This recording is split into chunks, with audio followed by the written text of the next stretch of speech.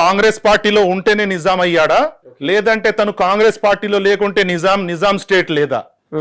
So ఇది చాలా condemn చేసే మాట అండి. మేమైతే అబ్సల్యూట్లీ దీన్ని కండెమ్ చేస్తున్నాం. ప్రతి ముస్లిమ్స్ మేము కండెమ్ చేస్తున్నాం.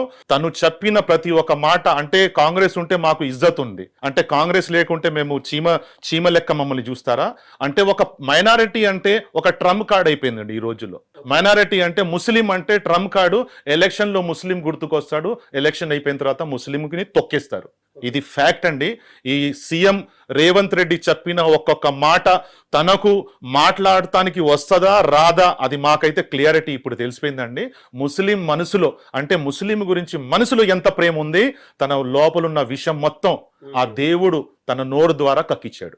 ఓకే, అయితే తను చెప్పినటువంటి ఒక మాట, ముసల్మాన్ కి మతలబ్ కాంగ్రెసే, కాంగ్రెస్ కి మతలబ్ ముసల్మాన్ అని చెప్పేసి ఒక వ్యాఖ్యలు చేశారు సార్. దాని మీనింగ్ ఏంటి అంటే తెలియని వారి కోసం మా హెట్టి ద్వారా. ఇదిగోండి, ఇప్పుడు कांग्रेस ही मुसलमान है, मुसलमान है तो कांग्रेस मुसलमान की इज्जत है, కాంగ్రెస్ नहीं तो ముసల్మాన్ नहीं है అన్నాడు. ఓకే, దీనికి నేను ఒక పాయింట్ మీకు మెయిన్ చెప్తానండి.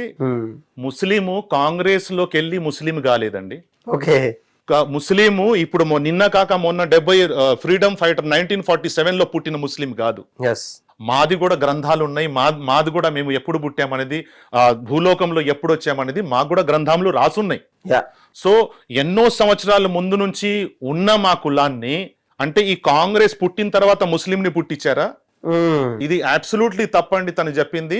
అలా అనుకుంటే మరి తను పుట్టినప్పుడు ఏ పార్టీ వస్తే తను పుట్టాడు?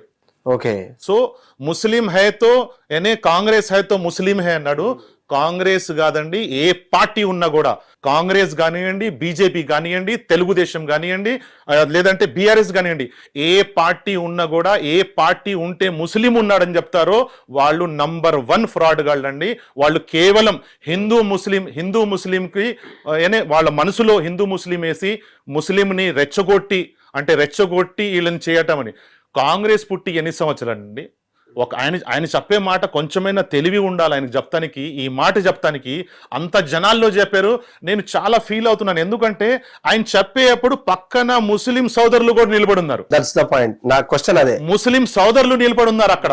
ఆ పక్కన రహమత్ బ్రేగ్ ఎమ్మెల్సీ నిలబడి ఉన్నాడు, ఆ మొహమ్మద్ అజరుద్దీన్ నిలబడి ఉన్నాడు, కొత్త అవును.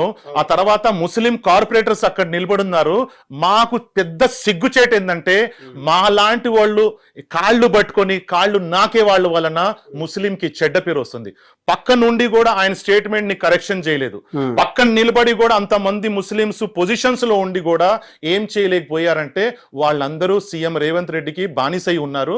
వాళ్ళు ముస్లిం కూడా రైట్స్, అంటే అలాంటి వాళ్ళు, నా ఉద్దేశంలో అండి, అలాంటి వాళ్ళు ముస్లింలో సిగ్గుచేటు చేసిన వాళ్ళు, ముస్లిం పరువు వాళ్ళు పోగొట్టే వాళ్ళు. కాబట్టి వాళ్ళు ఒకవేళ వాళ్ళు నిజమైన మనసులో ముస్లిం భక్తు ఉండుంటే అటువంటి పని అక్కడ సీఎం రేవంత్ రెడ్డి చెప్పేప్పుడు అప్పుడే ఆపేసేవాళ్ళు. సార్ మీరు ఏం చెప్తున్నారు ముస్లిమ్స్ గురించి? అంటే మీరుంటే మేము ఉన్నాం, అంటే మీరు మమ్మల్ని పుట్టించారా? అంటే మా ఇస్లాం మా ధర్మం ఏం లేదా? అంటే కాంగ్రెస్ పుడితేనే ముస్లిం పుట్టిందా? ఇలా తను చెప్పటం చాలా, నేను అందరికి చెప్తున్నాను, ముస్లిం సోదరులందరికీ చెప్తున్నానండి, ఈ కాంగ్రెస్ పార్టీని మేము కండెమ్ చేస్తున్నాను. మా ఒక ఎన్జిఓ ఉంది, మా యూనిటీ ఉంది, మేము కంప్లీట్ గా కండెమ్ చేస్తున్నాను. చాలా మంది ముస్లింకి హెడ్ అనుకుంటారు, ఎవరు ముస్లింకి హెడ్ లేరండి. ముస్లింకి ఎవరు హెడ్ లేరు, ఎవరు వాళ్ళని నడిపించే వాళ్ళు లేరు. ప్రతి ఒక్కళ్ళకి ఫండమెంటల్ రైట్స్ ఉంది. ఇది డెమోక్రటిక్ ఇది. సో అందులో మాకు రైట్స్ ఉందండి. మేము చెప్పే మాకు అర్హత ఉంది, మాకు హక్కు ఉంది. మమ్మల్ని ముస్లింని ఇన్సల్ట్ చేశారు ఆ సీఎం రేవంత్ రెడ్డి. జనాల్లోకి వచ్చి మరి క్షమాపణ అడగాలని మేము కోరుకుంటున్నాం సార్. ఓకే సార్, ప్రధానంగా చెప్పండి, ఒక కమ్యూనిటీని బేస్ చేసుకొని EC election commission of India కూడా చెప్తుంది, ఇటువంటి కీలకమైనటువంటి టైంలో ఏ ఒక్క కమ్యూనిటీ గురించి బేస్ చేసుకొని మాట్లాడద్దు, రెచ్చగొట్టేటువంటి మాట్లాడొద్దు అని చెప్పేసి ప్రతి ఒక్క రూల్స్ ఉంది. నిన్న ప్రవీణ్ కుమార్ గారు కూడా కంప్లైంట్ ఇవ్వడం జరిగింది. ఒక కమ్యూనిటీ గురించి లేదంటే ఇంకొక నాయకుల గురించి, ఫలానా నాయకుల గురించి కించపరిచేటువంటి ఒక సీఎం లెవెల్లో ఉన్నటువంటి క్యాండిడేట్ మాట్లాడుతున్నారు. దీన్ని ఇప్పటికైనా రానున్న రోజుల్లో ఎలక్షన్స్ అయినా కూడా తన ర్యాలీలు కావచ్చు, బహిరంగ సభలు కావచ్చు, సంబంధించినటువంటి క్యాంపెయిన్ అంతా కూడా బంద్ చేయాలని చెప్పేసి కొంతమంది నాయకులు చెప్తున్నారు. యాజ్ ఎ యాక్టివిటిస్ట్ గా మీరు చెప్పండి, ఏ ఒక్క కమ్యూనిటీకి సంబంధించినటువంటి క్వశ్చన్ కాదు, యాజ్ ఎ లీడర్ గా తను అలా మాట్లాడడం ఎంతవరకు కరెక్ట్? అది జనాలు ఎలా పోర్ట్రేట్ అవుతుంది ఇప్పుడు? ఇదిగోండి 2 టైప్స్ ఆఫ్ పాలిటిక్స్ ఉందండి. ఒకటి గుడ్ పాలిటిక్స్, ఒకటి bad politics. Yes. Good politics అనేది దాన్ని ఒక డబ్బాలో పెట్టేశారు, ఒక బాక్స్ లో వేసి పెట్టేశారు. ఓకే. పాలిటిక్స్ అంటే ఈ రోజుల్లో జనాలు గాని ఉన్న ఒక పెద్ద పాలిటిషియన్స్ గాని వాళ్ళు ఏమనుకుంటున్నారంటే బ్యాడ్ పాలిటిక్స్ లో ఉంటేనే మనం ముందుకు వస్తాం. ఓకే.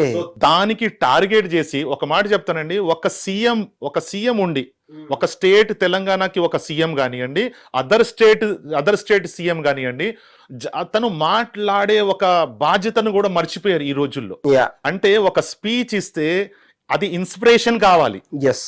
అది హోల్ స్టేట్ కి ఇన్స్పిరేషన్ కావాలి. స్పీచ్లు ఇచ్చే పద్ధతి కూడా తెలియదు. వీళ్ళు కంప్లీట్ గా బ్యాడ్ పాలిటిక్స్, బ్యాడ్ పాలిటిషియన్స్ లా తయారయ్యారండి. అంటే ఈ లోపల క్వాలిటీస్ చదువుకున్న వాళ్ళు సరే, వీళ్ళు థమ్స్అప్ వీళ్ళు వేలుముద్ర వేసే వాళ్ళు కూడా కాదు. మంచి ఎడ్యుకేషన్ ఫ్యామిలీలో, ఇప్పుడు మంచి ఎడ్యుకేషన్ మంచి ఫ్యామిలీతో రిలేటెడ్ అయ్యి కూడా పాలిటిక్స్ లో వస్తగానే వాళ్ళ మంచి క్వాలిటీస్ అన్ని చనిపోతున్నాయి. వాళ్ళ బ్యాడ్ పాలిటిక్స్ లో బ్యాడ్ గా మారి మరి వాళ్ళు వల్గర్ లాంగ్వేజ్ అంటే మాట్లాడేది. ఒక మాట చెప్తానండి, అసలు మీరు ఎలక్షన్ క్యాంపెయినింగ్ లో ఫస్ట్ ఆఫ్ ఆల్ మా ఎలక్షన్ ఆఫీసర్లు, election department, election commission immediate గా ఏదైతే ఒక ముస్లిం ఒక టార్గెట్ చేశారు, ఈ కాంగ్రెస్ వాళ్ళు ముస్లిం కమ్యూనిటీని ఎలా అయితే టార్గెట్ చేశారు, నేనైతే ఎలక్షన్ కమిషన్ లో తప్పకుండా ఇస్తాను. ఆ తర్వాత నేను ఆల్రెడీ ఒక లెటర్ కూడా నేను రెడీ చేశాను రాహుల్ గాంధీ గారికి, మన ఖడ్గే గారికి, వాళ్ళకు నేను లెటర్ రెడీ చేశాను, వాళ్ళకు కూడా పంపిస్తున్నాను. ఇమీడియట్ గా సీఎం రేవంత్ రెడ్డిని సస్పెండ్ చేయాలని. ఎందుకంటే ఈ రోజు వరకు తెలంగాణ స్టేట్ లో హిందూ ముస్లిం గొడవలు లేకుండా ప్రశాంతంగా నడిచిన ఒక స్టేట్ లో ఈ కొంతమంది బ్యాడ్ పాలిటిక్స్ లో బ్యాడ్ గా మారి బ్యాడ్ పాలిటిషియన్స్ గా తయారై ఆయన ఈ మాట్లాడిన మాటల వల్ల 100% మేము ఖడ్గే గారికి కూడా, పార్టీ ప్రెసిడెంట్ గారికి కూడా, ఆ తర్వాత మేము సోనియా గాంధీ మేడం కూడా, రాహుల్ గాంధీ కూడా మేము లెటర్ రాయటం జరుగుతుంది. ఇమీడియట్ గా ఆయన్ని సస్పెండ్ చేయాలి, ఆ సీఎం గారిని సస్పెండ్ చేయాలి. ఆ తర్వాత ఎలక్షన్ కమిషన్ ఆఫ్ ఇండియా ఆయన మీద కంప్లైంట్ ఎఫ్ఐఆర్ కూడా బుక్ చేయాలి ఆయన మీద. ఎందుకంటే ముస్లిం టార్గెట్ ని చాలా మరి కింద పరిచి మరి మాట్లాడారు. ఇంకొకటి బ్యాడ్ పాలిటిక్స్ లో వీళ్ళు ఏమవుతుందంటే ఒక గుడ్ క్వాలిటీ, ఫర్ ఎగ్జాంపుల్ అండి, ఇప్పటి వరకు చాలా ప్రభుత్వాలు వచ్చినాయి వెళ్ళినాయి, చాలా మంచి గుడ్ పాలిటిక్స్ వాళ్ళు కూడా వచ్చారు. వాళ్ళు ఎప్పుడు జీవితంలో వాడు బ్యాడ్ గా గానీ, ప్రెస్ మీట్ లో గానీ, పబ్లిక్ ర్యాలీలో గానీ ఇటువంటి భాషని ఉపయోగించలేదు. వీళ్ళు ఇటువంటి భాషను ఉపయోగిస్తున్నారంటే అంటే మీరు అర్థం చేసుకోండి, రెచ్చగొట్టటం. అంటే తెలుస్తుంది అక్కడ అబ్సల్యూట్లీ.